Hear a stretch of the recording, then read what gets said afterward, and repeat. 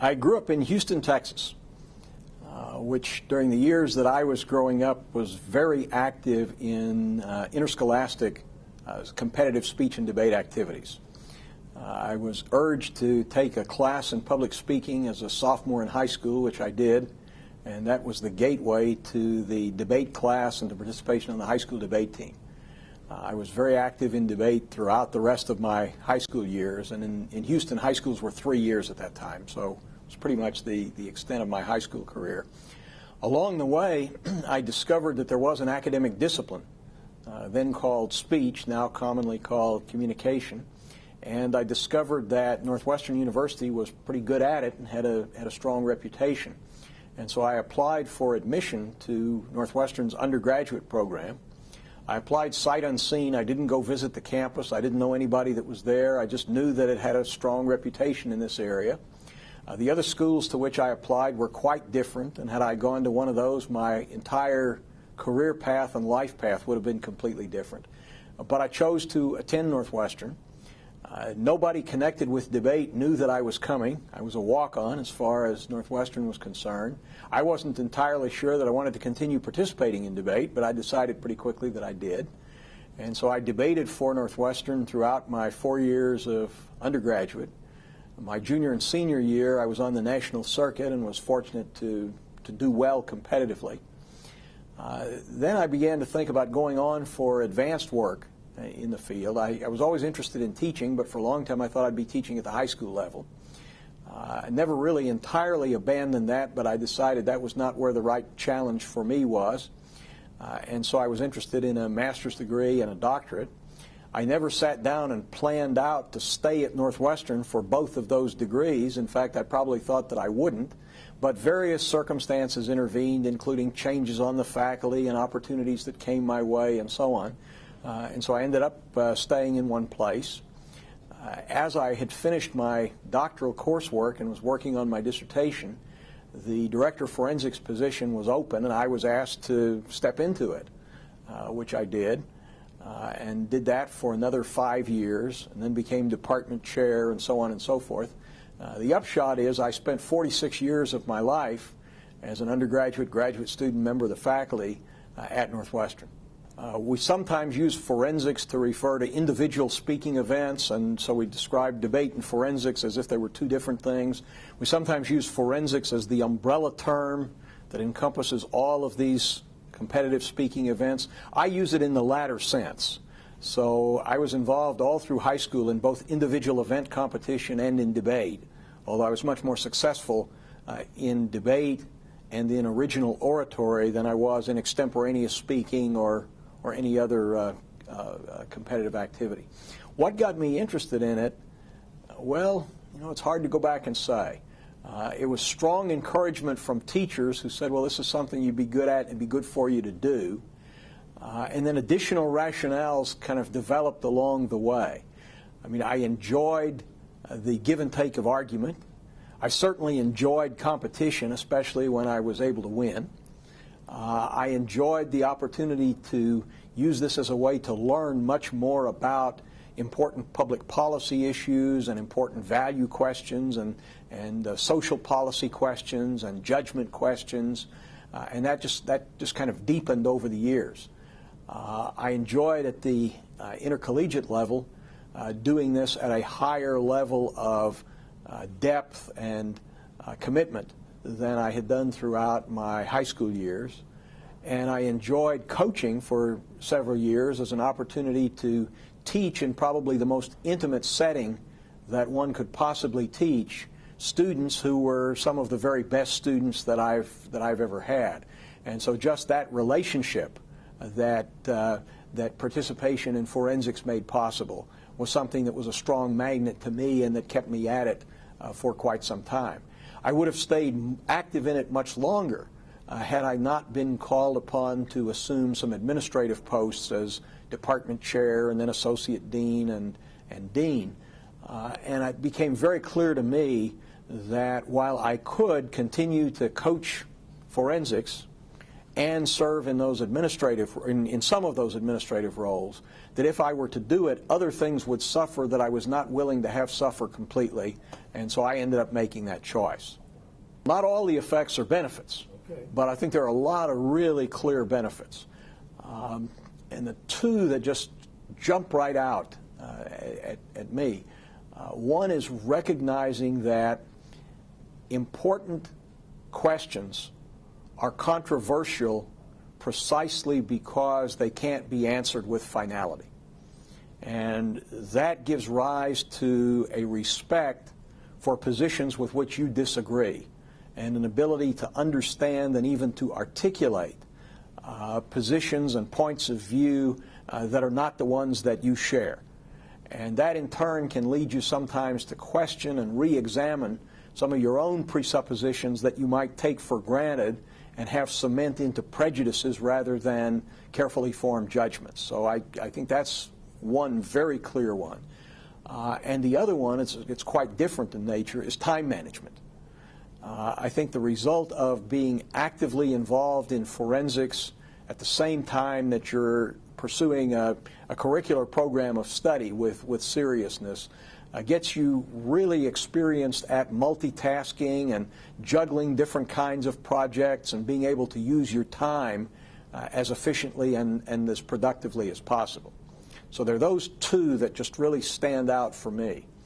Then, sort of at a level below that, I would identify the research and inquiry skills that forensic participation makes possible, and the analytical skills, so that being able to take a question and figure out, well, what are the subsidiary questions that are built into this that you have to be able to answer in order to answer the main question, and to realize that the way that you investigate topics is by figuring out, well, what do you have to know in order to be able to satisfy the demands of the main question that you're being asked. Now, oddly enough, I think in some ways audience adaptation skills are a tremendous value too. I say oddly enough because at least the story on debate as it's developed over the years is that it's no longer audience friendly. Now, people were saying exactly the same thing 40 years ago, and by comparison to 40 years before that, it was probably the case. I mean, this has certainly been a trend that public debate and delivery have been less and less emphasized in debate training and debate competition. Nevertheless, it seems to me that the ability to adapt from a specialized audience, a judge who's got one set of predilections, to a judge who's got another set of predilections, to a panel of judges with multiple sets of predilections, to what happens when you're in an audience debate instead of a tournament debate, are very positive things. And in some of the individual event competitions, I think that the emphasis on audience adaptation is even greater. So I would identify all of those sorts of things pretty quickly as benefits.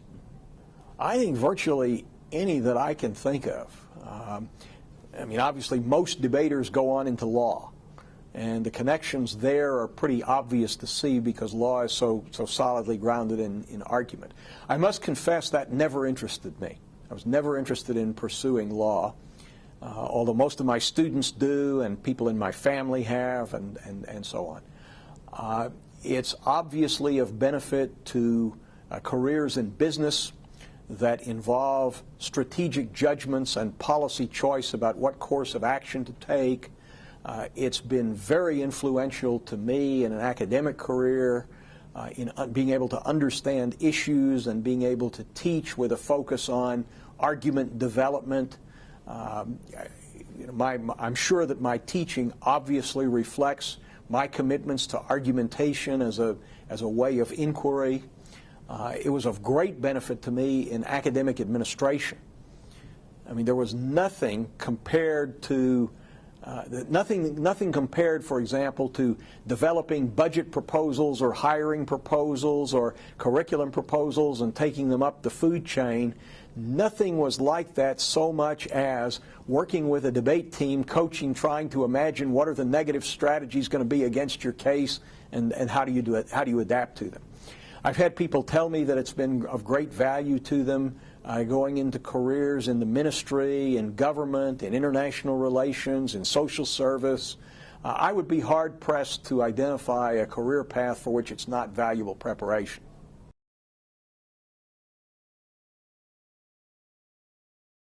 Ability to make judgments and to suspend judgments. Ability to evaluate evidence critically. Organizational ability. Time management. Ability to read and digest information fairly quickly. Some ability at least in language and phrasing and precision of expression.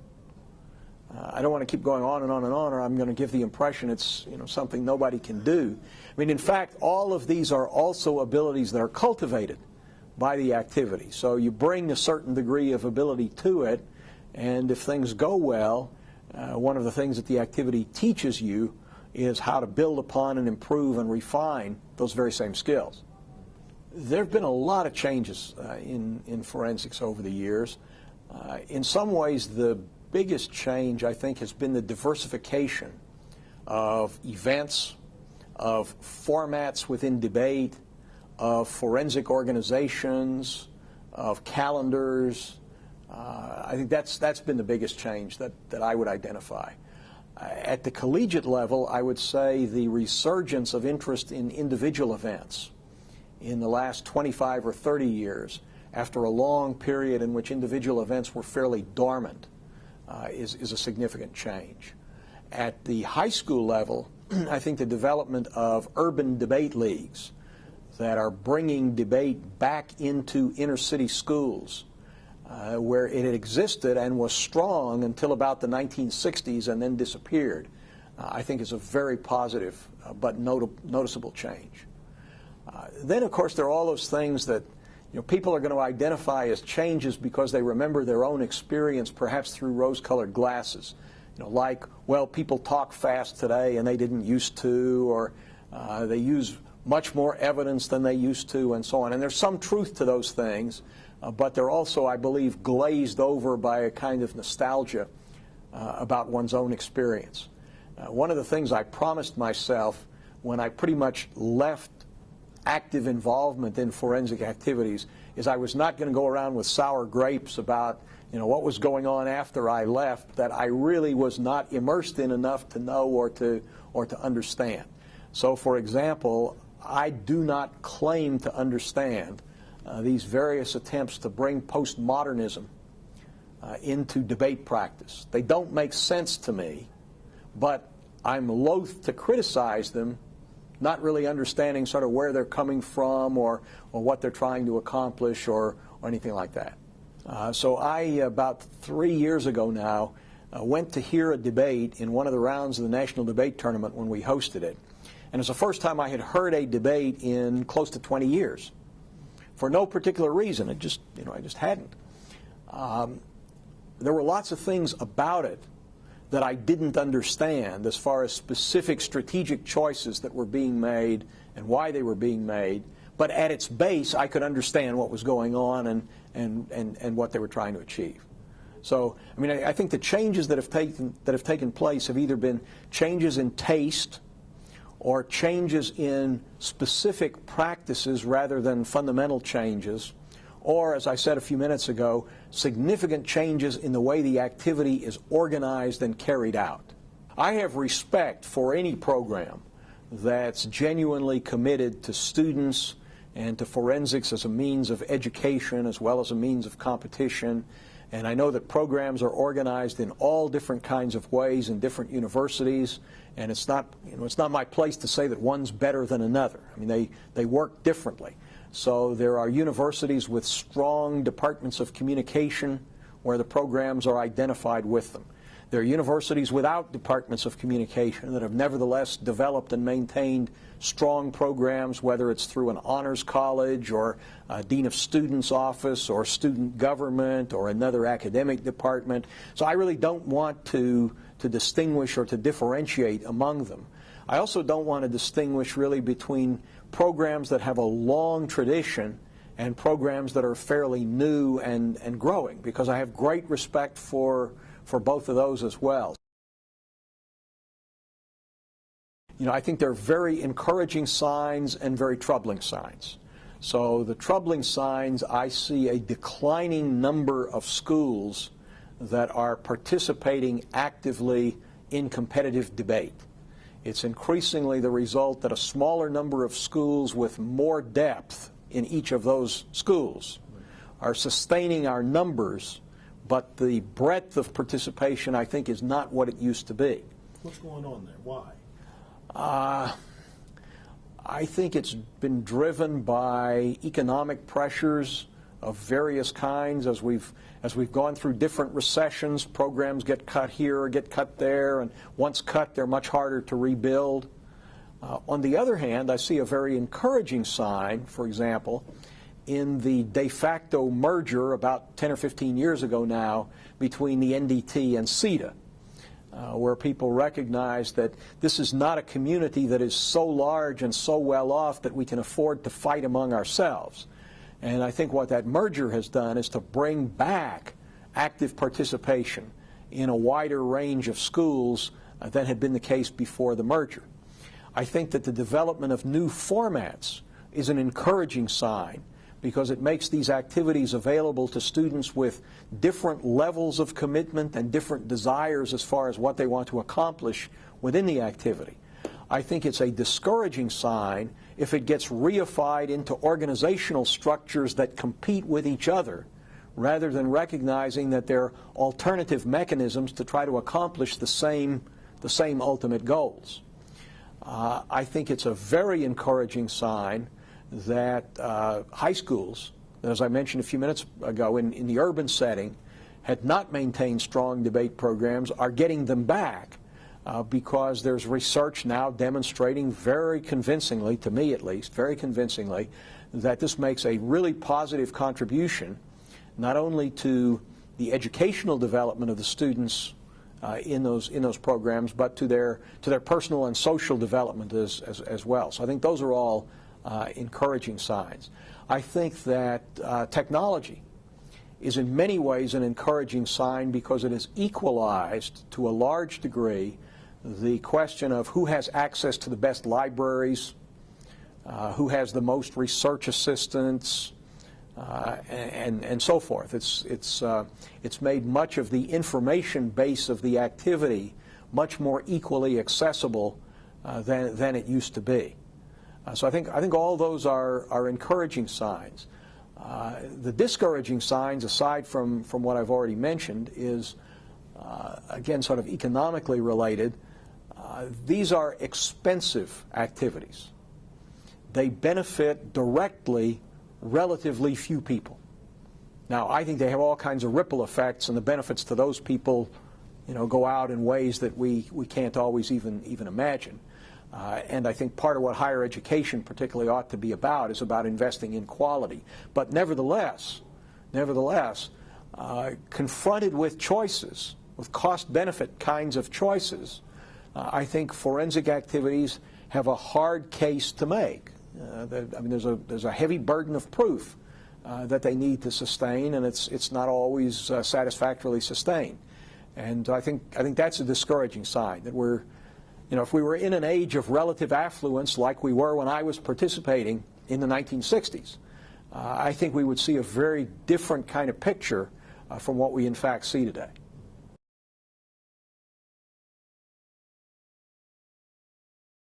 Well, it works primarily on the tournament model, and notwithstanding information technology, we may have gone to paperless files and paperless debates, but we still have face-to-face competitions. So there are travel costs involved, and those travel costs mount up, and obviously they mount exponentially if you try to make this activity available to a larger and larger base of students. Now, I think one of the challenges for all of these activities is to develop less expensive counterpart versions. So, we talk about intramural competitions, but we've never really done much with them. We've talked about campus-based debates, but we've not really done a whole lot with that. We've talked about local competitions, but we haven't really pursued that very much. But travel makes it expensive.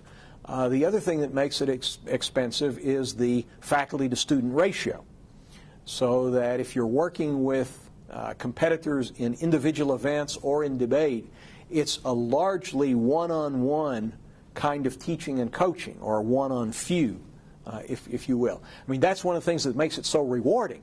That made it so rewarding to me as a coach and as a teacher. But it's also one of the things that makes it expensive. So, for example, the Northwestern program, which I know best, has traditionally been one of the larger programs out there. I'm not sure whether it still is or not. But we would have as many as 25 or 30 students actively competing. That's very large, as most programs go. On the other hand, that's 30 students out of enrollment of 7,500, and Northwestern's relatively small, and much larger universities are not going to have many more students participating.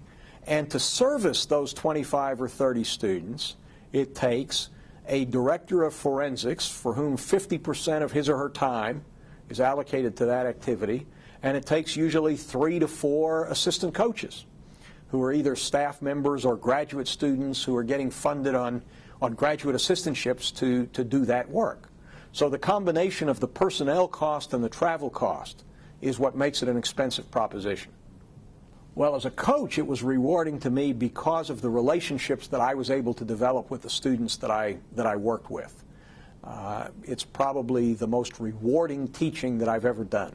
And I include in that teaching PhD seminars and advising dissertations and so on. Because it's so intense, it's long-term, you see the results, you see how it affects somebody, you see how their commitment to you affects their own development, and all of those things kind of work together. Now you'll notice I have not mentioned competitive success. I won't deny that was rewarding too. But when I toed up what it was that I really enjoyed about being so heavily involved in coaching, that was distinctly secondary. Now you might say, well, that's well and good. You enjoyed a lot of it, so you can afford to have it be secondary, and your job was never on the line, and so on and so forth. And I don't mean to generalize from my experience to anybody else's experience, but for me, the real benefits were the ones that I mentioned. As a student, I think the biggest benefits of the activity were the people that I got to meet and got to know from programs all across the country. One of the most valuable things about the tournaments was not the competitive rounds so much. It was the getting to know other people, talking between rounds, going out to dinner with people from other schools, and so on.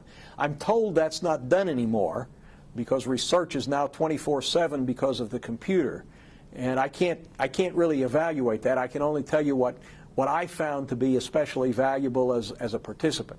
I think what I was able to learn about the different policy issues that we debated about and the topics that I would work on and develop orations about or extemporaneous speeches about, that was clearly a tremendous value. I was able probably to learn more from participation in debate and individual events than I was from any single course or any set of courses that I took. And I took some very challenging and very good courses. I don't mean in saying this in any way to say that the curricular education I received was not top-notch, because it was. But I think even greater than any of those values were the values that I got as a result of the learning that I did through participating in debate and individual events. When I was coaching in the NDT District 5, the NDT is divided up into districts, and so District 5 was at that time Illinois, Indiana, Ohio, and Michigan. So it included the very large Big Ten state universities. And we'd go to these coaches meetings, and people would say things like, now, we're from Ohio State, we're a small school. And of course, by that, what they meant, it took me a while to figure this out. What they meant was not that the enrollment at Ohio State was small, they meant that the commitment to the forensic program was relatively small in terms of staff or budget. So this is a kind of roundabout way of saying I don't think there's much correlation between the size of the school and either the size or the quality of the forensics program. My senior year in college, we went to the tournament at Tulane. It was called the Mardi Gras debate tournament. It was not one of the strongest tournaments in the country by any means, although it was one of the largest. There were something like 200 teams participating in the tournament. The tournament was run by computer. Now, this is in the 1960s, so keep this in mind. The computer technology is quite primitive. It was all based on punch cards and so on. And the computer program, I use that word advisedly, computer program was designed to run every round power matched high-high. Okay. That's all the computer was told. So, garbage in, garbage out, the computer did what it was told to do. And so people would have 6 and 7 rounds on the same side of the question.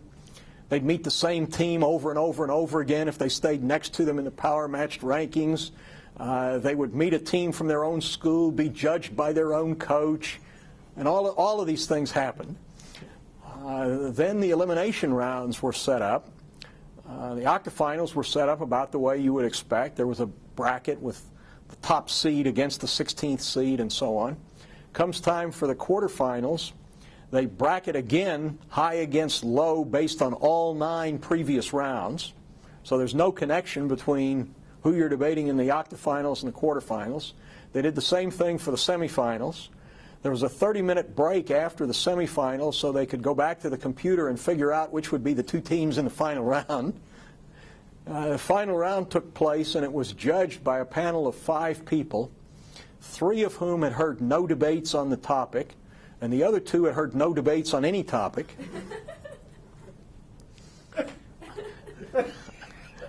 And somehow or other, they managed to get 2 strong teams in the final round. The finalists and their coaches then received, as part of the award, a night on the town in New Orleans, courtesy of the Tulane Debate Society. So I remember this very fondly as one of the worst tournaments and best trips that I was ever on.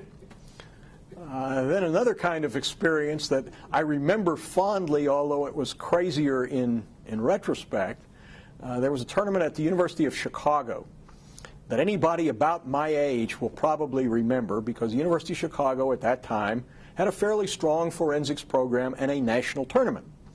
Well, this experience eliminated their national tournament. They ran the tournament. Again, there's probably 150 to 200 teams in it. And so they had to scramble around to get enough rooms. They scrambled so well that they didn't check the rooms that they were given. So they post the pairings, and people go out to this building in which there are 20 or 30 contest rooms, only to find that it had been demolished the spring before. Went to another building to find out that the stairwells and restrooms were all given numbers, and so the tournament officials assumed those were rooms and scheduled debates in those places. They posted 1 copy of the pairings on a pillar in the place where everybody was assembling, and it was all done with numerical codes in columns. But the columns weren't consistent from round to round. They weren't always affirmative first, negative then, and judge. And they weren't titled. So you'd get to a room and you'd find 2 negative teams and affirmative and no judge, or you'd find 2 judges and affirmative and no negative, and so on. And all these things would happen. And the way they solved these problems when people came to complain about them is they said, well, we'll have a makeup round at 9 o'clock at night. And so people would show up at 9 o'clock at night, and they'd grab anybody they could find to judge those rounds.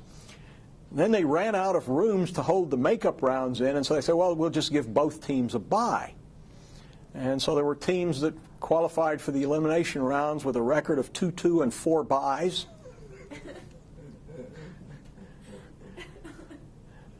And by the next year, that was no longer a national tournament. People just didn't go anymore.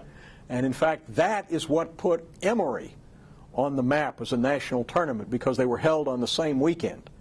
And it had been the case that Emory was a relatively small, mostly regional tournament, and University of Chicago was the national draw, and all of a sudden that changed. So, I mean, that's another really fond memory, but it's a lot fonder in retrospect than it was at the time. I mean, I've got all kinds of fond memories coaching. Yeah. I mean, I guess one that's the most generic, because it would happen, over and over again, is I'd have teams in the elimination rounds, and the team they would be debating against would be intensively coached. And we'd be setting up for the round, and the coaches would be there hovering over the team, and they'd be talking about, do this, and when Northwestern says this, do this, and so on. And I'd waltz in and get to our team, and I'd say, here's what I want you to do. Don't make any dumbass arguments. And when they followed that advice, they usually won. Certainly one of the best, if not the best, was Bob Schrum, who was debating for Georgetown, and of course then went on to have a very successful career as a speechwriter and advisor to Senator Kennedy. He was a few years ahead of me, so he was a senior when I was a freshman, and that may affect my judgment of how he was in response to your question. But I thought he was just analytically sharp and had a great sarcastic wit that he was able to deploy when it needed to be deployed, and was really kind of always on top of things. So he would certainly be one of them. Among my contemporaries, Mark Arnold at Oberlin always impressed me with the depth of his knowledge and analytical insight. And Joel Perwin at Harvard was another who really impressed me with his ability to figure out what were the key arguments and to use the rebuttals to hone in on what would become the winning arguments. Now, I'm sure there are lots more, but those are three of the people that I'd certainly mention. I mean, people grow and change, so I won't mention the name of this person, but I heard a team when they were freshmen, and they were on a topic dealing with medical care, and affirmative case was talking about how medical research was severely hampered by a shortage of cadavers. To which this person responded, "Don't worry, we can train new ones in 2 weeks."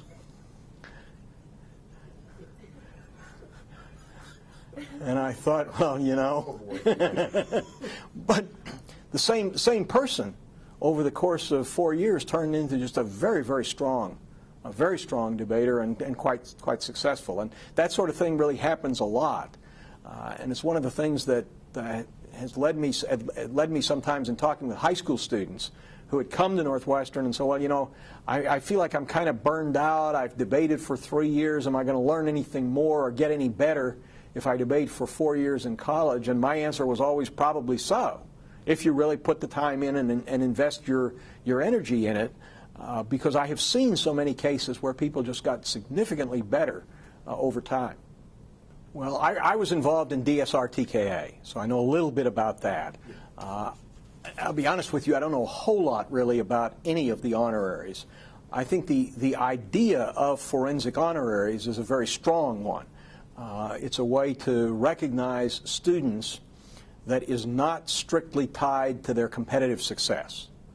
And in the scheme of things, most people are not going to be competitively successful. In fact, all but a minuscule fraction are going to end their careers with a loss. And I think it's important to make the point that there's recognition that belongs to the activities of forensics that is only in the most indirect way tied to competitive success. It's that it relates to effort, it relates to scholastic ability, and so on and so forth. And I think the forensic honoraries are one important way really to recognize that. I think they also have a role to play in advocacy about forensics and about the importance of forensics, precisely because they're disinterested organizations. They're not like a college or university or a high school whose mission, of course, is to advance its own reputation and its own competitive success. I mean, there are organizations that really can speak for the activities as a whole. And unlike our professional organizations like AFA or NCA, these are not about professional development of coaches and teachers, at least not primarily. They're about recognition of students and recognition of the activities. Now, that's a very general kind of answer because I'm really not conversant enough with specific projects or activities in which they're engaged, nor am I really competent to answer the question, which I think about from time to time: do we still benefit from having so many different forensic honoraries as we do? Or would we be better served if we say, well, you know, the days when an honorary for small schools and an honorary for 2-year schools and so on and so forth were needed have passed, and we could do better if we had one forensic honorary that everybody recognized as the Recognition Society for Forensics Participation. You know, my instinct says that might be the case, but I don't know enough really to advocate that.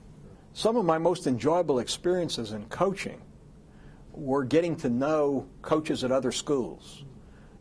It was at that time, and it may very well still be, an interesting kind of group of people, all of whom spent so many of their weekends on the road and so on. But it was a community that was very welcoming and very open to philosophical difference and pedagogical difference and all of that. There was very little predisposition or prejudice either about the issues we debated or about how to debate or about how to run a program. And people tended to be, despite the fact that they were in a competitive activity, they tended to be, I think, very generous to one another and mutually reinforcing, and I thoroughly enjoyed that. And that's an aspect that, you know, I suspect doesn't often get mentioned, but was really very important to me. I mean, you have to be a little crazy. You have to be a little crazy to put in the time to have such an odd sort of schedule, to be on the road so much of the time, to be intensely involved with a small group of students. You have to be a little bit crazy to do it. Now, hopefully the emphasis is on a little bit, because, you know, as you know, there's a thin line between, you know, eccentricity and insanity. I mean, the non-answer is it's going to be what we make it. I think the need for it is going to grow, if anything, because the challenges that we're going to face are going to be even less going to have obvious solutions. And they're even more going to depend upon argument and reflective judgment and coalition building and all of those things that are cultivated by the skills of argument and advocacy and effective expression. So I think the need for it is going to grow, and I think the kinds of benefits that it can provide, if anything, will be more obvious.